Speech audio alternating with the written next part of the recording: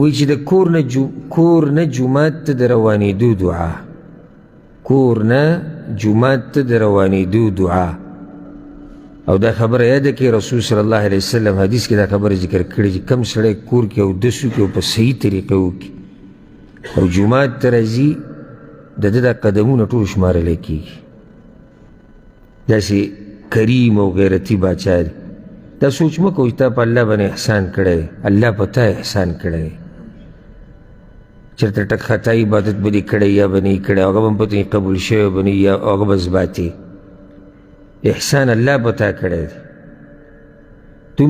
دومره کریم او غیرتي ذات دی چې دا یو قدم دله حسابوي په دې دلم بې حساب اجر درکړي.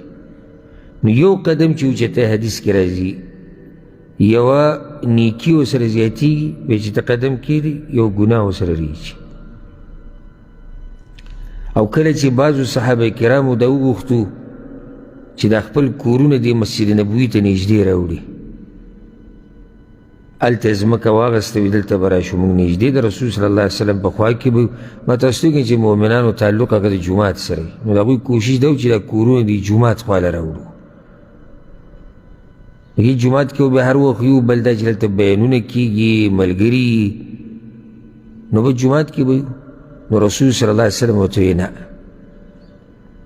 مه راوړئ دا کورونه د جومات خواله. ولې؟ وایي ستاسو د قدمونو د آثار لیکلی کېږي، معنی دا چې اجر دی لوی. تاسو چې دومره لرې نه راځئ دې جوماتونو ته خو الله دله اجر درکوي. او ځکه یو صحابي به ډېر د لرې نه راتو، ډېر د لرې نه، نو دې بعضو ملګرو له مشوره ورکړه وي که ته ځان له چېرته یو سورلی والی یو خر والی ځان له، نو سفر به دیم لنډ شي، بل دا چې کله ګرمي کله جمی کله باراني، نو هغه وایي تاسو خو د سورلۍ خبره کوئ، زما دا نه ده خوښه چې د دې جومات د دې دیوال سره زما دیوال لګېدلی. هغه ورته یې ولې؟ وایي زه دا غواړم چې الله ماله د تلو راتلو اجر راکړي، چې الله ماله د تلو راتلو اجر راکړي. او چې بیا تا ته دا ووایي چې زه خو مونځ کور کې کوم دی جومات لږ اخوا دی، جومات لږ اخوا دی. او چې کله د دقه سړي زور د دنیا په باره کې وینې که نه، نو څو کیلومیټره دله دی پیاده سفر کې، خو چې ته له ریال او روپۍ او ډالر ورکې څو کیلومیټره. موږ لیدلي په خپله یو سپین ږیری ملا به یې ټیټی روان به لکه چې دنیا پکې، او چې د جومات خبر راشي هغه لږ واخوا دی پورې. نو ته چې د جومات ته راوځې نو دا خبره یاد ساته چې په هر قدم د رب العالمین اجر درکوي او ګناهونه د نه ریږي. نو دا تجارت د الله سره دی، هغه یقیني تجارت چې په دې کې تاوان نشته. وایي د کور نه جومات ته د روانېدو دعا. بیا عبدالله بن عباس رضی الله عنهما هغه روایت راوړی د مشهور په صحیح بخاري صحیح مسلم کې دی. وایي چې بیت عند خالتي میمونه لیله، ما د خپلې ترور میمونه رضی الله عنها کره یو شپه کړې وه، او دا میمونه دا د رسول صلی الله علیه وسلم بیبي ده، او د عبدالله بن عباس د مور خور ده، چې دې ته خالم ویله کېږي، بعض خلک ورته ماسي وایي او بعض ترور ورته وایي. نو ما د هغوی کره شپه کړې وه. بل روایت نه دا تفصیل شتي چې د پلار لیږلی و، بچی یې لاړ شوي چې د رسول صلی الله علیه وسلم مونځ ویني د شپې چې هغه به څنګه مونځ کوو. نو بیا هغه اوږد حدیث دی او دلته خبره یې مختصر کړې ده. فخرج الی الصلاه، پوره روایت نه یې راوړی مؤلف دلته. وی بیا مانځه له ووتو. نو هغه قصه پکې ذکر نه شوه چې څنګه رسول صلی الله علیه وسلم راپاڅېدو او کوم اذکار یې ووایي او دوله اوبه څنګه راوړي، هغه ټول یې درکړي ځکه چې دلته مقصدي خبره هغه نه ده. فخرج الی الصلاه، نو بیا مانځه له ووتو. اوس دا به کوم مانځه له وتی؟ سحر مانځه له. وهو یقول، او دا دعا یې غوښته وګوته کېدی، اللهم اجعل فی قلبی نورا، یا الله زما په زړه کې رڼا وګرځوه، وفي بصري نورا، او زما په سترګو کې رڼا وګرځوه، وفي سمعي نورا، او زما په غوږونو کې رڼا وګرځوه. وعن يميني نورا او زما نه ښی طرف ته رڼا وګرځوه. وعن يساري نورا او زما ګس طرف ته رڼا وګرځوه. وفوقي نورا او په ما د پاسه رڼا وګرځوه. وتحتي نورا او زما نه لاندې رڼا وګرځوه. وامامي نورا او زما مخې ته رڼا وګرځوه. وخلفي نورا او ما نه شات.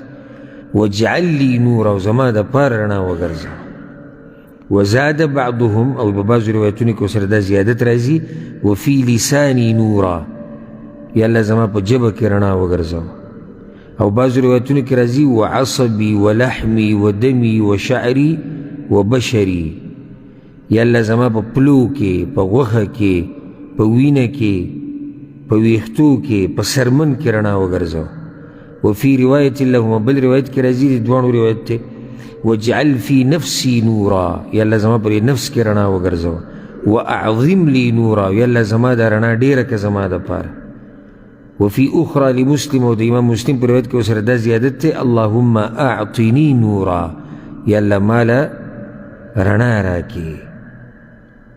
اوس یو سړی منزل روان دی دا دعا وغواړي نو کوم خیر د ده نه پاتې شو دی وایي یا الله نور راکړي. نور هغه نور چې د الله د طرف نه خاص مؤمن ته میلاویږي او د هغې تذکره په قرآن کې شته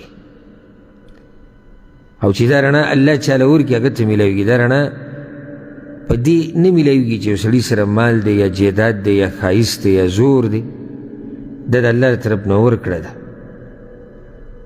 او چې الله یې چاله نه ورکوي نو څوک یې ورله نشي ورکوی. ومن لم یجعل الله له نورا فما له من نور قرآن کې الله وایي. او چې الله چاله رڼا نه ورکوي نو څوک ورله رڼا نشي ورکوی. بلکې دا مؤمن چې دا عبادتونه کوي دا هم دې دلاسه کوي چې الله ورله نور ورکړی رڼا ورکړی. بصیرت، علم، تقوا، پرهیزګاري دا ټول نور او رڼا ده.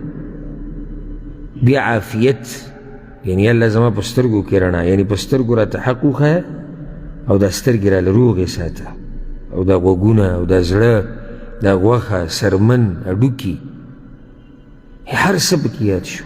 یا الله مخې ته رڼا، شاته رڼا، ګس طرف ته رڼا، ښی ته برکته. اللهم اعطني نورا یا الله دا رڼا ماله راکړه او دا دعا الله ستا قبوله کړي. او زه څه ووایم ښه ګمان خو به ساتم بدګماني به نه کوو. څه ووایم خو چې دا دی اکثر ملګرو ته یاد دی او چې یاد نه وي نو څوک به ووایي ځکه چې دا خو هغه څوک به ویلی شي چې هغه ته یاد دی.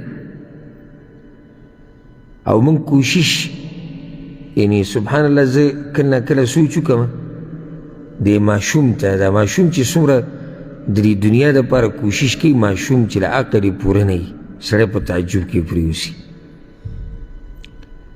او د عقل خاوند او پوه او خیار او بیا چې په ویښتو کې سپین هم لګېدلي دی به د دین په باره کې ځان داسې غافله کړي او د ځان نه به داسې قمقل جوړ کړي چې ته به ورته حیران شي.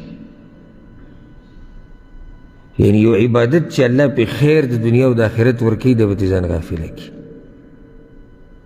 او هغه د دنیا هغه حرص چې د هغه ماشوم وي نو هغه ماشوم ته پته وي چې د دنیا فایدهمنه لکه مثال کې ته وله د خوراک څه شی ورکړه دې د دغې حرص کې د لوبې څه شی ځکه ته پته چې دې نه زه مزه اخلم دا ماله فایده راکړي او دا به ښه هوښیار سړی به د دنیا په باره کې او دین باره کې به ځان داسې کمقل کړي.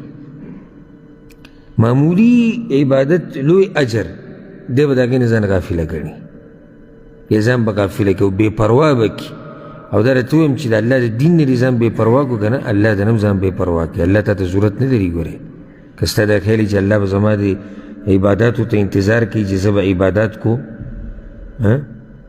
او یا به یو الله زما د بندګۍ ته ناسي چې زه به د هغه بندګي کوم دا سره یې مه کوه الله ته خو څه نقصان نه میلاویږي.